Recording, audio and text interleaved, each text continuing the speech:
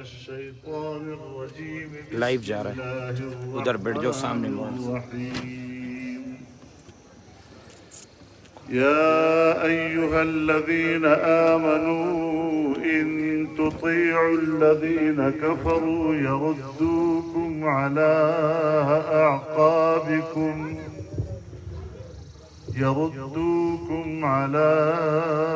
أعقابكم فتنقلبوا خاسرين. بل الله مولاكم وهو خير الناصرين.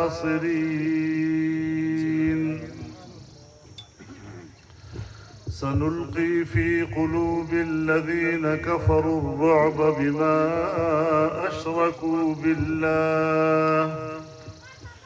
صدق الله العظيم.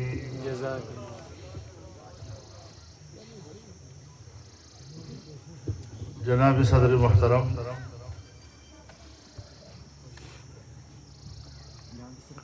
ہمارے نہایت قابل احترام حضرت مولانا سعید یوسف خان صاحب، جناب پیر مظہر شاہ صاحب، اسٹیج پر موجود میرے اکابرین،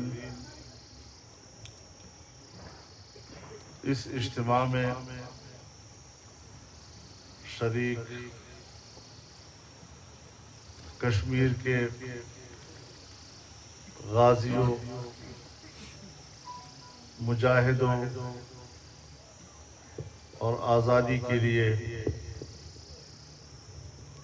اپنی جان سے کھیلنے والے سرفروشوں،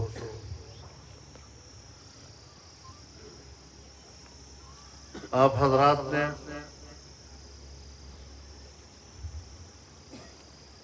اپنی سرزمین پر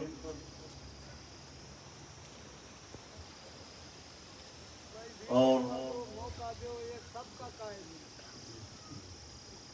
اس خطے جنت نظیر پر ہمیں جس خلوص اور محبت کے ساتھ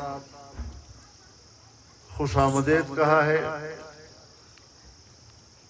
ہر جگہ پر آپ نے جس طرح ہمارا استقبال کیا ہے، میں دل کی گہرائیوں سے آپ کی اس محبت، آپ کے خلوص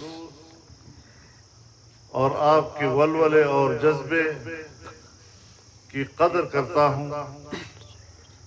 اللہ تعالی آپ کی اس محبت اور اس خلوص کو قبول فرمائے اور اسے ہم سب کی مغفرت اور اللہ اپنی رضا کا سبب اور ذریعہ بنا دے. آمین. میرے محترم دوستو،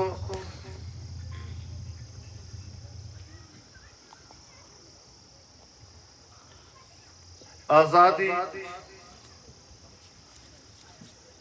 ایک بہت بڑی نعمت ہے، اور اسی لیے دین اسلام نے آزادی کو انسان کا پیدائشی حق قرار دیا ہے.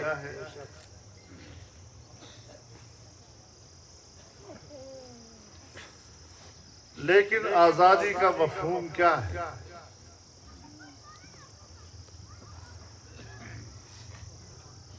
ہر قوم، چاہے وہ مسلمان ہو یا غیر مسلم، آزادی کی بات کرتا ہے، آزادی کا حق مانگتا ہے، آزادی کے لیے میدان میں نکلتا ہے اور قربانیاں دیتا ہے. مجھے دوسرے لوگوں سے غرض نہیں، لیکن بحیثیت مسلمان کے ہماری نظر میں آزادی کس چیز کا نام ہے؟ ایک دوست نے مجھ سے پوچھا اور بڑی بے تکلفی سے پوچھا کہ آپ جو مولوی صاحبان ہیں صبح و شام ہمیں ایک ہی درس دیتا ہے کہ اللہ کی بندگی کرو، آپ تو صرف بندگی کا درس دیتے ہیں، لیکن جب سڑک پر نکلتے ہیں تو پھر آزادی کا نعرہ لگاتے ہیں۔ بندگی اور آزادی کے تصور میں تو تضاد ہے،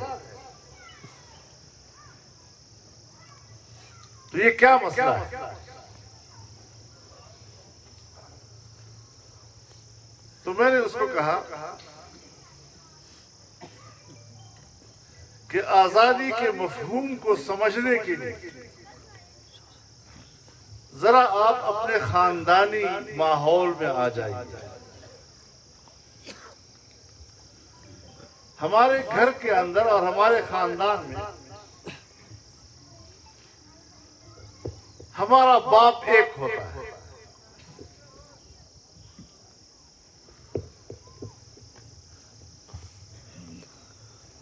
اور وہ اولاد جو اپنے باپ کی فرما بردار ہو، اپنے باپ کی اطاعت کرتا نظر آتا ہو، اگر اس کے باپ کی زمین ہے اور وہ اپنے باپ کی زمین میں محنت کرتا ہو،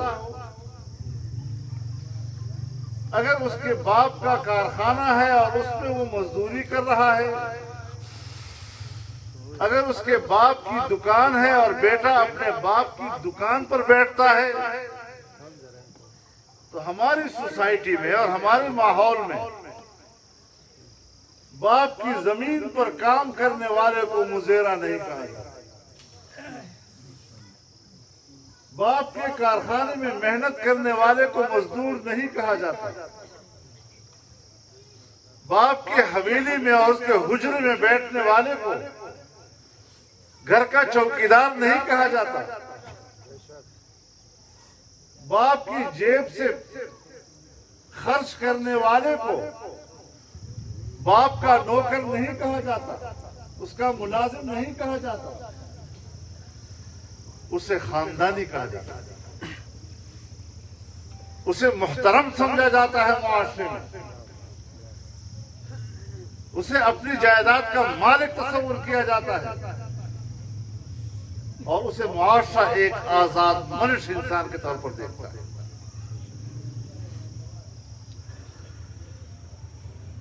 جس طرح گھر میں باپ ایک ہے، اس طرح کائنات کا خالق ایک ہے۔ اب جو قوم اللہ پر ایمان لائے، اللہ کے دین پر ایمان لائے، اللہ کی اور صرف اللہ کی عبادت کرتی ہوئی نظر آئے، تو اسے بھی غلام نہیں کہا جاتا۔ ایک اللہ کی بندگی کرنے والا اور اسی کو عبادت اور اطاعت کا مستحق سمجھنے والا اگر دنیا میں کوئی ایسی قوم رہتی ہے، یہی اس کی آزادی کی علامت ہے۔ اور جس طرح ہم گھر میں بعض دفعہ مجبور ہو کر معاشی تنگی کی وجہ سے کسی کی زمین پہ جا کے مزدوری کرتے ہیں، کسی کی دکان پہ جا کے بیٹھتے ہیں، کسی کے کارخانے میں مزدوری کرتے ہیں، تو ہمیں مزیرہ بھی کہا جاتا ہے، ہمیں مزدور بھی کہا جاتا ہے، اور ہمیں نوکر بھی کہا جاتا ہے۔ اس طرح اپنے رب کو چھوڑ کر دوسری قوموں کی اطاعت کرنا اور ان کے سامنے سر جھکانا، یہ بھی غلامی کی علامت ہے۔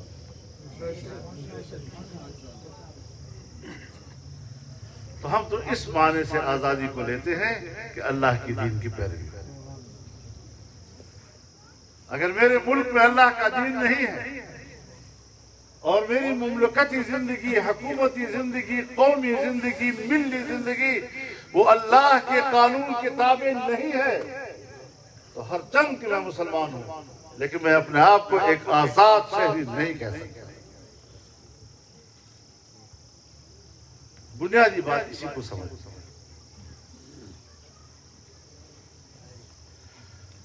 ہم نے پاکستان حاصل کیا،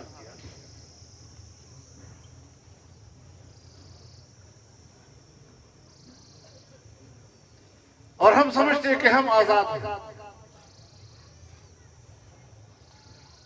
ہم نے انگریز سے آزادی حاصل کی، ہم نے ہندو سے آزادی حاصل کی۔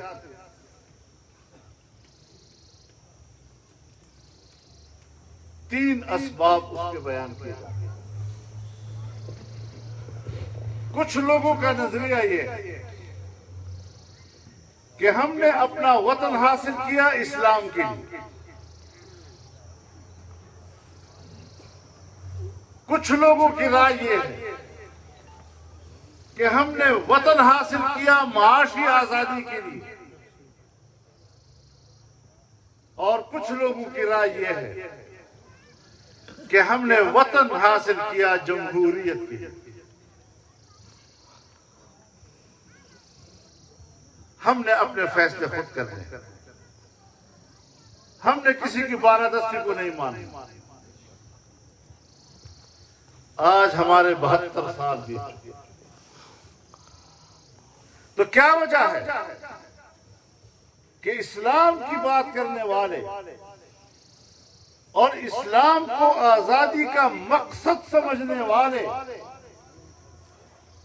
وہ بھی کہتے ہیں کہ اب تک اسلام کیوں نہیں آیا، اور آزادی کے باوجود ہمارے پاس اسلام کیوں نہیں؟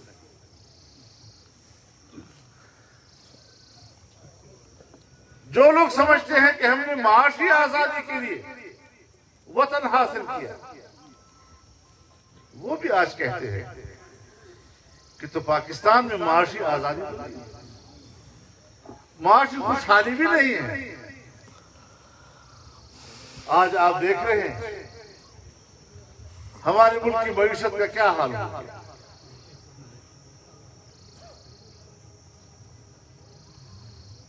ہمارے ملک کی مجموعی پیداوار کی سالانہ ترقی صفر سے نیچے آ گئی، صفر سے نیچے۔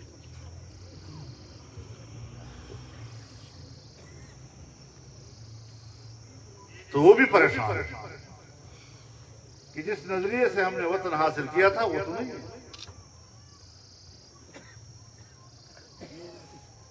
اور وہ ہندوستان جس کے جبر سے ہم آزاد ہونا چاہتے تھے، آج ان کی معیشت آسمان سے باتیں کرتی ہے، اور ہماری معیشت کا کیا؟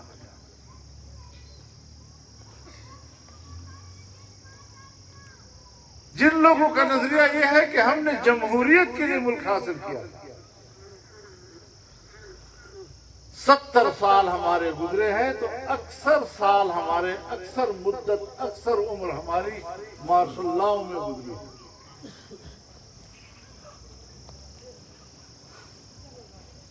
اور ہمارے ہاں آج بھی اگر حکومت ہے تو آج بھی مارشل لا کا چربا ہے، جمہوریت نہیں ہے۔ دھاندلی اور چوری کیے گئے ووٹ کے اساس پر حکومت کی جا رہی ہے، تو جو جمہوریت پسند ہیں وہ بھی پریشان ہیں۔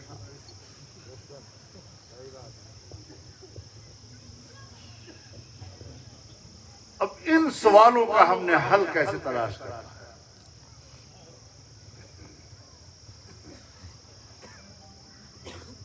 حکمرانی تو ہمارے ہاں ہے، الیکشن بھی ہو جاتے ہیں، لیکن سب کچھ پیچھے کی طرف کیوں جا رہا ہے، جس کو ہم ترقی معکوس کہتے ہیں، الٹے پاؤں ہم پڑھ رہے ہیں۔ میرے دوستو، جب تک آپ روایتی سیاست سے نہیں ہٹتے، جب تک آپ نظریاتی قوتوں کو نہیں پہچانیں گے، ملک کا نظام ان کے ہاتھ میں نہیں آئے گا کہ جو اقتدار کو اپنی ذاتی دولت کمانے کا ذریعہ نہیں، قوم کو مالا مال بنانے کا سوچتے ہیں۔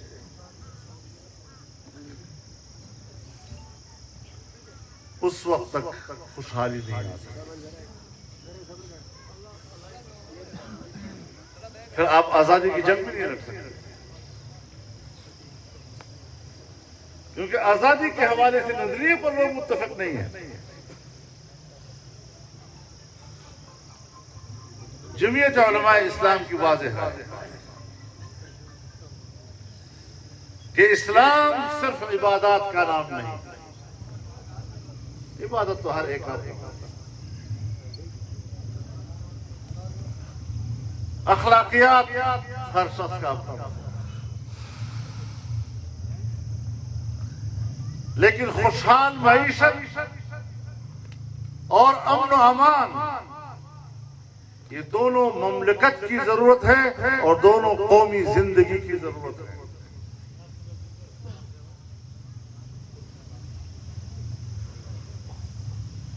تو ظاہر ہے کہ اسلام اللہ کا دیا ہوا دین، ہم اس کو مملکت کا نظام بنائیں۔ معاشی نظام اللہ کا دیا ہوا نظام ہے۔ ہم لوگ سمجھتے ہیں کہ ہم انسانوں کو رزق دیتے ہیں، ہم انسانوں کو رزق نہیں دیتے۔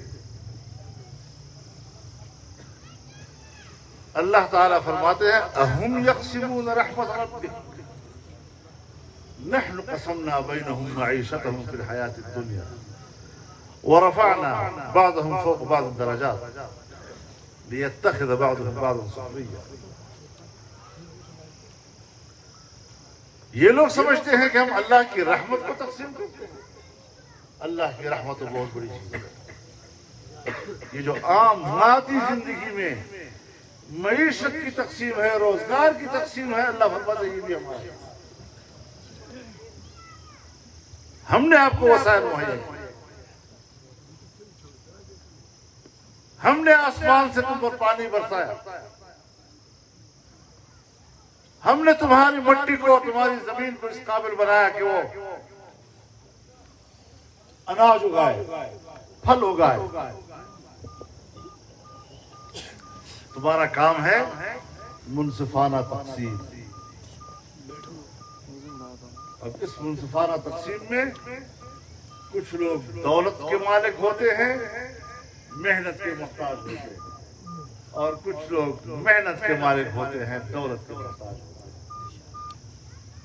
ایک کے پاس دولت ہے، محنت کی طاقت ہے، ایک کے پاس محنت کی طاقت ہے، اس کے پاس پیسہ نہیں۔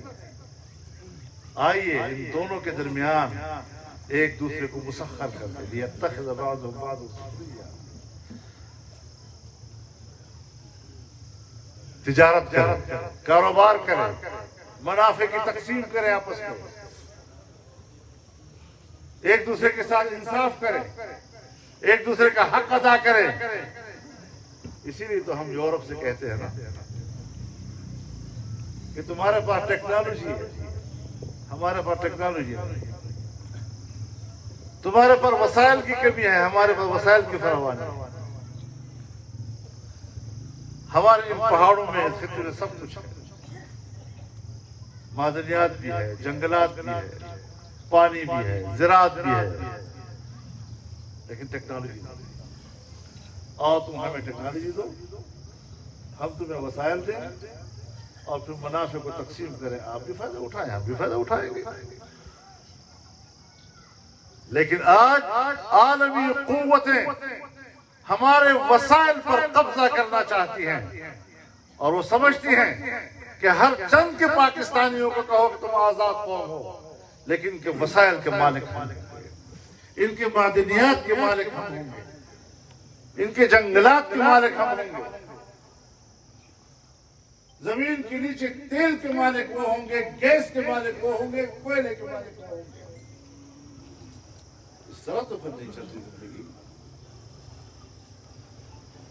اس نظریے کو لے کر ہم اٹھے ہیں.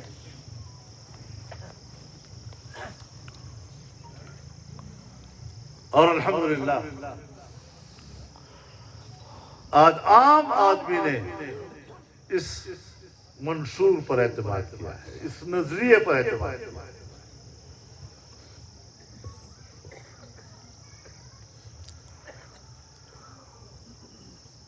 اللہ نے موقع عطا کیا ہے کہ ہم آپ کے پاس آئے ہیں،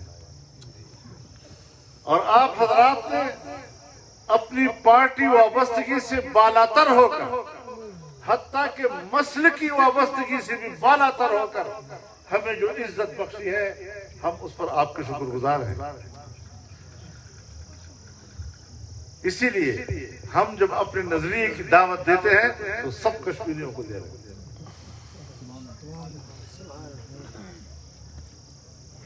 آپ نے ہمیں عزت دی، ہم نے آپ کو وہ راستہ دکھایا کہ جس راستے سے ہماری مستقبل کی ترقی، مستقبل کی آزادی، مستقبل کی خوشحالی اور مستقبل کا عزت و وقار ہوگا.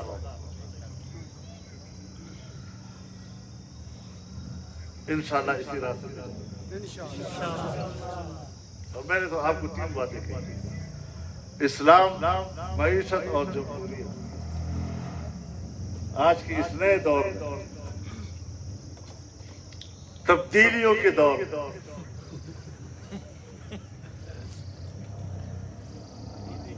ہمیں اپنی تہذیب سے بھی محروم کیا جا رہا ہے.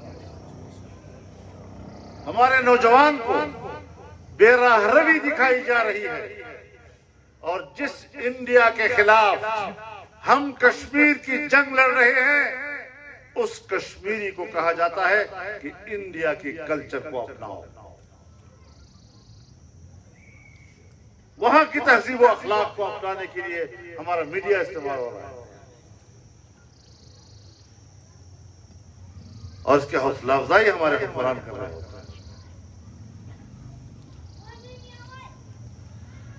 تو ہمیں بڑے انقلابی انداز کے ساتھ آگے بڑھنا ہے.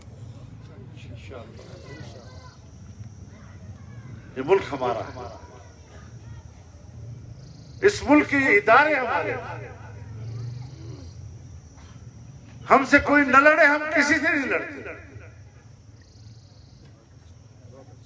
ہاں، یہ ضرور نظریہ رکھتے ہیں کہ ہر ایک کا اپنے فرائض اور اپنے اختیارات کا ایک دائرہ ہے. اگر آپ اپنے گھر میں اور اپنے زمین میں محنت کرتے ہیں، کام کرتے ہیں، کمرہ نیا بناتے ہیں، کمرہ گراتے ہیں، تو آپ کا اختیار ہے، آپ کو کوئی کچھ نہیں کہتا. لیکن آپ نے اگر پڑوسی کی زمین میں مداخلت کی، پڑوسی کے گھر کا کمرہ گرا دیا، اور اسے آپ ہزار کہیں کہ میں آپ کے گھر کا کمرہ نیا بنا کے دے رہا ہوں آپ کو، ہر چند کے آپ اس کو کہیں کہ میں آپ کو اس سے اچھا کمرہ بنا کر دے رہا ہوں، وہ آپ سے کہتا ہے آپ ہوتے کون ہے میرے گھر میں؟ اپنے حویلی کے اندر تمہارے اختیار کو تسلیم نہیں کرے گا. اپنی زمین میں آپ ہزار کہیں کہ بابا اپنے زمین میں ہل چلا رہا ہوں، اس میں دانہ ڈال رہا ہوں، آپ کی زمین میں بھی میں ہل چلا رہا ہوں، آپ کی زمین میں دانہ ڈال رہا ہوں، آپ کیوں خفا ہو رہے ہیں؟ وہ آپ سے کہا ہوتے کون ہے میری زمین میں؟ مسلم والے. اسی طریقے سے ہم ملک میں تمام اداروں سے کہنا چاہتے ہیں، چاہے وہ اسٹیبلشمنٹ ہے، چاہے وہ بیوروکریسی ہے، چاہے وہ پارلیمنٹ ہے، چاہے وہ عدالت ہے، جو جو ادارہ ہے اپنے اپنے دائرے کے اندر فرائض سر انجام دے. ہمارے سماج جھگڑا اس وقت پیدا ہوتا ہے جب ہم دوسرے کے ادارے میں جا کر مداخلت کرتے ہیں. مجھ سے تو کسی سیاسی جماعت کے حوالے سے بھی کہا جاتا ہے کہ اس سیاسی جماعت میں یہ ہو رہا ہے، یہ ہو رہا ہے، اس نے یہ کہہ دیا، اس نے یہ کہہ دیا، تو میں اس کے جواب میں بھی کہتا ہوں یہ ان کا داخلہ تھا، کسی دوسری پارٹی کے معاملہ نہیں ہوتا. تب جا کر ہم ایک صحیح معنوں میں ایک مضبوط مستحکم ملک بنا سکتے ہیں. اس کے لیے جائز نظام ہونا چاہیے۔ اگر جمہوریت ہے اور ہر شخص کا اپنا ووٹ ہے، یہ نہ ہو کہ جس بکسے میں میں ووٹ ڈال رہا ہوں وہ بکسا اور جس بکسے سے ووٹ گنا جا رہا ہے وہ بکسا، یہ نہیں ہونا چاہیے۔ یہ ہوگا تو ہنگامہ ہوگا۔ اس بنیاد پر حکمران آئے گا تو میں لاکھ آپ ہزار اس کی حفاظت کرے، میں اس کو ڈمی حکمران کروں۔ نعرہ تکبیر! قائد جمعیت تیری عظمت کو، قائد جمعیت تیری بصیرت کو، قائد جمعیت تیری سیاست کو۔ اصول پر کوئی سودا نہیں ہو سکتا۔ ہاں، ہم تدریجی اصلاحات کے نظریے پہ کام کر رہے ہیں۔ ہم بندوق کی سیاست پہ بات نہیں کر رہے ہیں، ہم جبر کی بنیاد پر بات نہیں کر رہے ہیں۔ ہمارا اسلوب دعوت کا ہے اور ہمارا اصول جمہوری اصول ہے جو ہمیں آئین عطا کرتا ہے۔ یہ آئین ہمارے درمیان معاہدہ ہے۔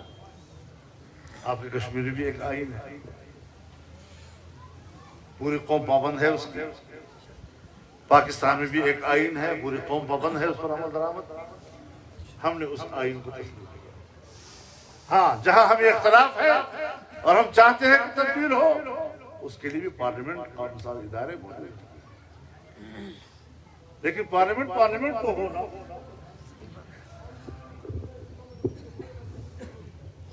اب اگر دھاندلیوں سے آئے ہوئے ممبران سے بھر دیا جائے، ہم تو اس کی قانون سازی کو بھی تسلیم نہیں کرتے۔ تم ہوتے کون ہو قانون سازی کرتے؟ تم ہوتے کون ہو آئین میں ترمیم کرتے ہو؟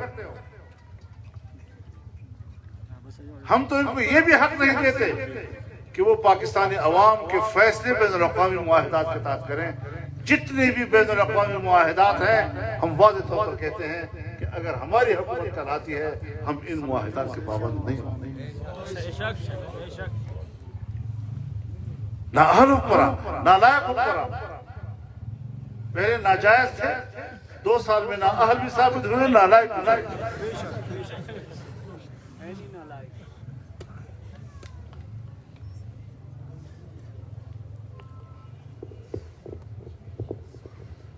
تو ناجائز تو اولاد ہو، لوگ اس اولاد کو بھی تسلیم نہیں کرتے۔ تو ناجائز حکومت ہو کے تسلیم کرتے۔ تو اس اعتبار سے الحمدللہ ہم پورے استقامت کے ساتھ اور علی وجہ البصیرت اللہ پر توکل کرتے ہوئے اس میدان میں ہیں، اور آزادی کے معنی میں نے بتا دیے کہ ایک اللہ کی اطاعت، ایک اللہ کی عبادت، اور اسی کو خیر و شر کا مالک سمجھتے ہیں۔ کوئی مائی کا لال مت سوچے کہ وہ کسی خیر کا مالک ہے یا کسی شر کا مالک ہے یا کسی طاقت کا مالک ہے اور طاقت سے ہمیں مغلوب کر دے گا۔ ہم طاقت سے مغلوب ہونے والے نہیں، ہم اللہ کے دین کے سہارے دوسروں پر روک ڈالنے والے۔ نعرہ تکبیر! قائد جمعیت تیری عظمت کو، قائد جمعیت تیری سیاست کو، کشمیریوں کے حقیقی ترجمان قائد کشمیر مولانا سعید یوسف خان، قائد جمعیت مولانا فضل الرحمان۔ ہمارے مجاہد بھائی پیر مظہر شاہ جنہوں نے ہماری میزبانی کی ہے، ان کے رفقا نے ہماری میزبانی کی ہے۔ آج آپ کا یہ بڑا اجتماع، بڑا ہجوم یہاں پر موجود، ظاہر ہے اس خطے کی آپ نمائندے ہیں، آپ نے ہماری میزبانی کی ہے، میں اس کے لیے شکر گزار ہوں۔ اور جیسے مولانا سید یوسف خان صاحب آج کہہ رہے تھے کہ ہم تو آنے والے الیکشن میں بھی پیر مظہر شاہ کو قوم کا نمائندہ دیکھنا چاہتے ہیں۔ اللہ اکبر! انشاءاللہ العزیز اس محاذ پر ہم نے اپنے نظریات، اپنے اصول اور قوم کے ساتھ ایک مضبوط کمٹمنٹ کے ساتھ میدان میں آنا ہے، اور آپ سے امید رکھتا ہوں کہ آپ کی آج کی یہ عزت جو آپ نے ہمیں دی ہے یہ صرف آج کے لیے نہیں ہوگی، آنے والے مستقبل میں بھی آپ کی ان روایات کو تسلسل ملے گا، اس رویے کو تسلسل ملے گا، اور اللہ تعالیٰ اپنی رضا کے لیے ہم سب کو قبول فرمائے۔ وآخر دعوانا الحمدللہ رب العالمین۔